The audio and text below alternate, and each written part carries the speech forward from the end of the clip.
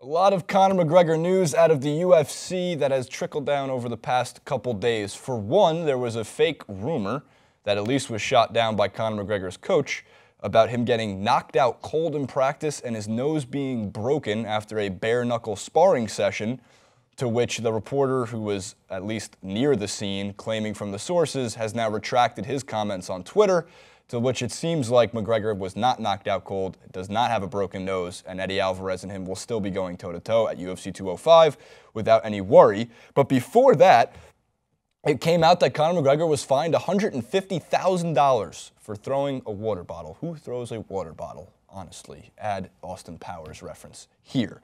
Let's get to the Brett Okamoto quote from ESPN, and then the tweet, and then I bring on my good friend Dalton Del Don to talk a little bit more about it. The Nevada State Athletic Commission has fined UFC star Conor McGregor $150,000 for his actions during a UFC 202 news conference in August. The fine represents 5% of the record $3 million purse McGregor received for his majority decision against Nate Diaz on August 20th at the T-Mobile Arena. The Nevada State Athletic Commission also ordered 50 hours of community service. The punishment was passed unanimously. McGregor's tweet on the matter: "I get fined more than these bums get paid." I'm still always in complete disbelief. And now I fully understand social media is a popularity contest. 100,000 likes, 50,000 retweets. That's trumping some of the likes and retweets that we're seeing out of the U.S. presidential election. That's how much power McGregor holds in his hands when he goes to his phone to send out a couple of words. A lot of people know my stance on McGregor. I don't like that he toys with the media a lot. However, I do understand his importance, his very importance to the UFC. Dalton Del Don, you have been to many UFC fights.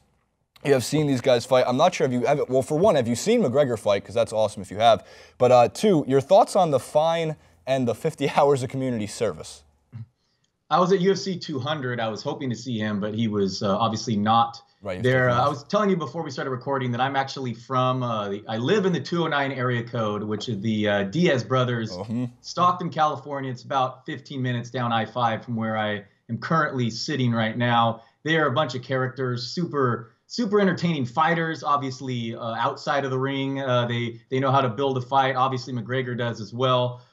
His throwing motion I thought was kind of funny in the clip of that water bottle, but seems a little excessive to me, this fine, especially how much money he makes the organization, by far the most popular fighter in the world right now. I would have loved to see just an immediate trilogy, personally. I mean, one winner each, and they were both, very close fights, but that's just not really the way UFC rolls. So you being from the 209 is going to make our audience extremely happy. There's a lot of Diaz brothers fans out there, and I can tell you in our own comment section, every time we do anything about any Diaz brother, any mention of Stockton, there's just hashtag 209s the entire way down. Nice. Which makes sense because, I mean, look, it's the Stockton slap, which they added to UFC 2, the video game. Like, there's a culture there. It makes sense. It's a good place to be from.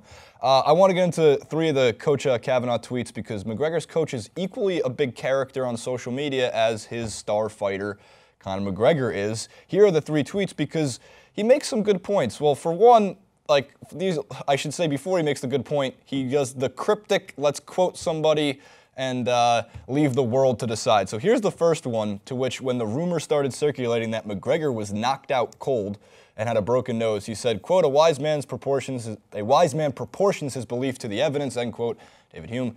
And then somebody asked him, why not just address the rumors and confirm if they are true or false? Thank you for your bluntness at KingBuck88.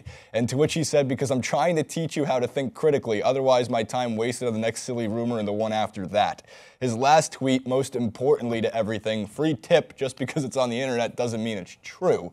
Which, again, whether, like, for one, his coach would never allow or want the media to ever know that McGregor was knocked out cold. That's not something that would ever do McGregor any good, nor the coach, nor the camp, nor the distraction of the media in the first place. However, it is more often than not that false rumors circulate around the fight game because of what can happen. We've seen fighters pull out of fights. But what's so interesting about this fighter is McGregor is not somebody who pulls out of fights. The Diaz brothers don't pull out of fights. They get these labels of being warriors because they don't do, and I don't mean to throw Jose Aldo any disrespect, but Jose Aldo has pulled out of fights. Even now, Demetrius Johnson, the pound-for-pound king of the UFC, had to pull out of a fight most recently. So of all people to really like fuel that speculation, it makes sense that it would be a rumor. I'm always on the side of the fighters who take fights on short notice. In this case, it's such a big deal because it's a lightweight title fight against Eddie Alvarez, where he's going to possibly become the first fighter to hold 2 belts simultaneously, which will cause a nightmare for the UFC anyway, or at least a nightmare at first, because in the end, it's still going to cause a lot of money to flow into Dana White's, the UFC's pockets. But he makes the good point about the fine in the first place. He does. $150,000. If you ever look at a UFC fight night card, that's more than almost the entire prize pool is getting paid out. A lot of those guys are $60,000, $50,000 winners. So in terms of McGregor versus Alvarez, the lightweight title, do you have any fun predictions for that one? Do you think it's going to cause a nightmare for the UFC if he wins? Do you think it's bad if he loses?